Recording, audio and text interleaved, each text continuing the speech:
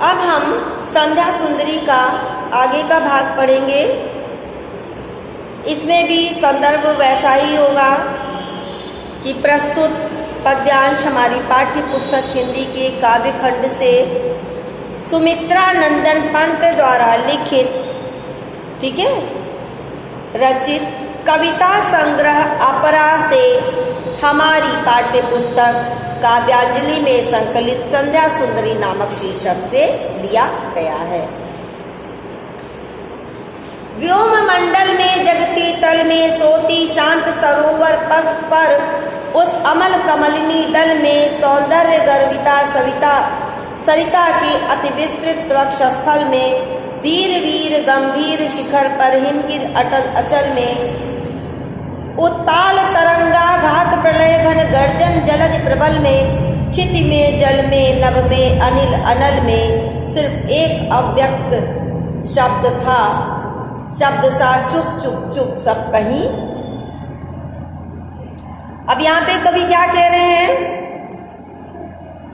निराला जी कहते हैं कि संपूर्ण विश्व में, ठीक है, व्योम मंडल से जगती तल में मतलब संपूर्ण विश्व में चुप चुप का जो धीमा शब्द, अस्फुट शब्द जो सुनाई नहीं दे रहा है कहीं से, अत्यंत धीमा है जिसको हम सुन नहीं सकते हैं, स्वर सब जगह व्याप्त है। यह धीमा शब्द संपूर्ण आकाश में, संपूर्ण पृथ्वी तल में, शांत सरोवर में, सोती हुई निर्मल कमलिनी की पंखुड़ियों में, अपने अनुपम सौंदर्य सुंदरता पर अभिमान करती हुई नदी की अत्यंत विशाल छाती पर धीर वीर और गंभीर मुद्रा में रहने वाले अटल और अचल हिमालय की ऊंची चोटियों पर प्रलय के समय भयंकर गर्जना करने वाले मेघों के समान गर्जना करने वाले अत्यंत ऊंची लहरों से टकराने से उद्वेलित समुद्र में, पृथ्वी में, जल में, आकाश में, वायु में तथा अग्नि में सब जगह एक शांत स्वर चुप चुप चुप गूंज रहा है।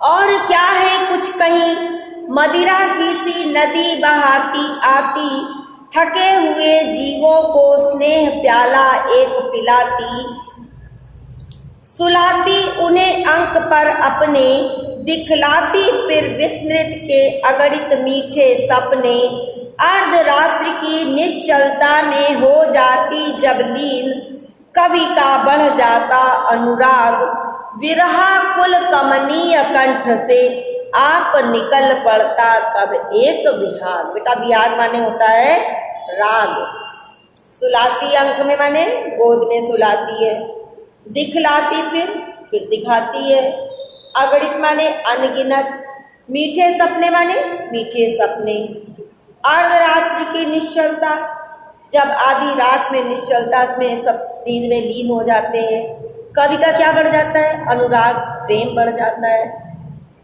तो बेटा इसमें कवि क्या कह रहा है कि निराला जी कहते हैं कि संध्या काल के चुप चुप के शब्द के अतिरिक्त और कुछ नहीं है। जब बेटा अंधकार होने लगता है तो सब जगह एकदम शांत वातावरण हो जाता है, सभी जगह शांति का साम्राज्य है। वह अपने आगमन से, कौन? संध्या, अपने आगमन से सारे संसार में एकमात्र मस्ती की धारा ऐसे प्रवाहित कर देती है मानो वह मदिरा की नदी को अपने साथ बहाती ला रही है। और दिन भर कठोर परिश्रम करने से, देखिए नींद कब आती है? जब कठोर परिश्रम करते हैं। थके हुए सभी प्राणियों को दिन भर परिश्रम के बाद क्या होता है? सब प्राणी थक जाते हैं और उस थकान रूपी मदिरा को पी करके, ठीक है, मदिरा की नदी से एक प्याला भरकर, क्या है वह उस मदिरा की नदी से एक प्याला भरकर अत्यधिक प्रेम के साथ उन्हें पिलाती है और अपनी गोद में सुला देती है। बेटा कॉमन सी बात है, हम लोग जब दिन भर थक जाते हैं तो जैसे ही रात होने लगती है ना, अपने आप नींद सी आने लगती है, ठीक है ना। तो संध्या रूपी सुंदरी क्या करती है, अपनी गोद में सबको सुला लेती है। कहने का आशय यही है कि दिन भर के कार्यों से थके प्राणी संध्या के पश्चात छाने वाली रात्रि में निद्रा में लीन होकर शांति का अनुभव करते। जब सो जाते हैं तो सुबह सा फ्रेश होकर के अपने आप को अच्छा फील करते हैं। अर्धरात्रि में आते आते, जब अर्धरात्रि आधी रात आती है तो क्या होता है, सभी प्राणी गहरी नींद में लीन हो जाते हैं। तब वह रात्रि में परिवर्तित हुई संध्या प्राणियों को उनके सभी दुख दर्द भुलाकर उन्हें ऐसे अगणित मीठे प्रिय सपने दिखाती है जो उनकी मनचाही इच्छाओं के, कामनाओं के, कल्पनाओं के अनुकूल होते हैं। इस प्रकार संध्या स्वयं अपना अस्तित्व त्याग कर रात्रि में लीन हो जाती। बेटा जब शाम के बाद रात आती है तो कवि का क्या कहना है कि संध्या जो है वो अपने अस्तित्व को छोड़ देती है और रात्रि में परिवर्तित हो जाती है। तब रात्रि के शांत वातावरण को देखकर कवि का हृदय तरंगित हो उठता है। कवि का हृदय क्या होता है, तरंगों से, अनुराग से, प्रेम से भर जाता है और उसे अपनी प्रिया के मधुर स्मृति, उसे अपनी प्रेमिका प्रिया प्रियतमा की मधुर याद सताने लगती। स्मृति माने याद।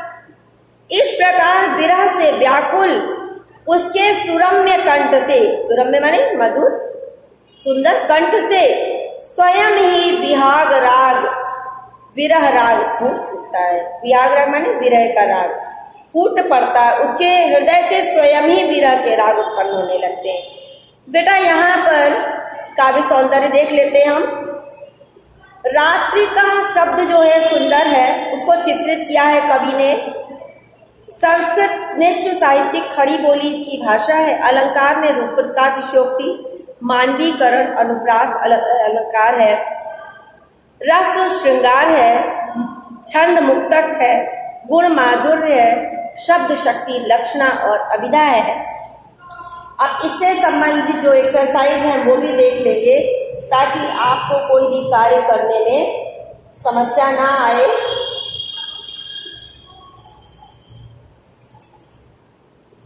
तो एक एक्सरसाइज ही केवल आपको और करनी है, वो है उपयुक्त गद्यांश के पाठ का नाम और लेखक का नाम। तो जैसे बेटा पहले आपने लिखा है, पाठ का नाम है संध्या सुंदरी, अपरा नामक काव्य ग्रंथ से संध्या सुंदरी नामक शीर्षक से लिया गया है।